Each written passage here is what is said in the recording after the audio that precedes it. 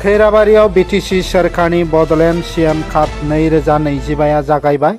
बिटिसिनि गाहाय मावफुं सोद्रोमा प्रमद बर'नि नाजानायाव मंगलबारखालि खैराबारि बिसिडिसिनि खैराबारि बियाबाव गिबि खेबनि थाखाय बड'लेण्ड सिएम काप 2025 खौ खुंफुंनाय जायो।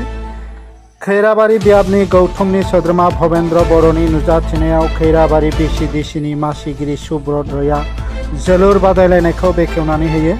बेखेवनाय बादायलायनायाव खैराबारि बिसिडिसिनि लेङाइ मासिगिरि अनुज बसुमतारी, खैराबारि बिजेपि मण्डलनि रां दोनथुमगिरि मण्डलनि नेहाथारि प्रतिमा बसुमतारी, हिरन दास आरो समाज सिबियारि भबिराम बर' बिथांमोना बाहागो लादोंमोन। आंख्रेमा जोलुर क्लाबा रानार्स आप अरगेंपारा हिरिम्बा जोलुर क्लाबजों लोगोसे चेम्पियन जायो आरो आंख्रेमा जोलुर क्लाबनि दिपज्योति नार्जारिनो साबसिन गेलेगिरि बान्था होनाय जायो।